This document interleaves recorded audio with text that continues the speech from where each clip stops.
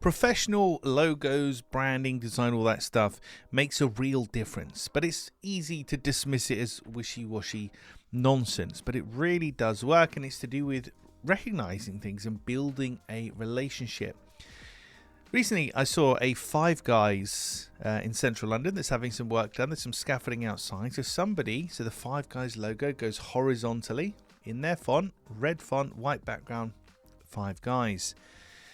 This one had a vertical logo, red font, white background, different font, but presented in a vertical format, and it's all squished together. Still said Five Guys, but it looked fake. It looked weird. Didn't quite look right. And the trouble is, when you distort a logo, and that's what we're talking about here, distorted logos. When you distort a logo or a graphic by stretching it out too much, or it's too low resolution so you can see the pixels and things like that, it can break the trust and break the recognizability factor of a regular logo. It's a bit like if you see somebody you haven't seen in a long time, and now they're wearing glasses, or they have a beard or a hat, or they don't have glasses, a beard, or a hat, or whatever, and you think, oh, almost didn't recognize you there.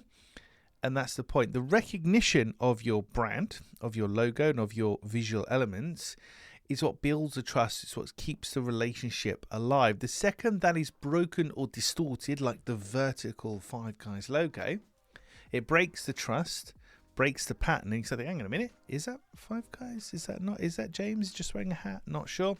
And all of your good work can be undone. So when you're placing your logo anywhere, and like I say, you don't have to be a graphic designer to understand this one, but when you're placing your logo anywhere, make sure it's high resolution and it's not distorted and it looks exactly the same as it would anywhere else, because any kind of change in that is going to disrupt the relationship, the recognizability, the recall that you have with your potential buyer. Right, that's it for this episode of the podcast. Tomorrow, in episode 783, we're going to be talking about highlighting the saving and how you can do something very particular, mostly to existing clients to keep them happy, but to new clients as well. And we'll talk about that in tomorrow's episode. In the meantime, thank you for listening or watching all the way to the end. I appreciate it. I'll catch you tomorrow for another exciting edition of the Daily Sales Message.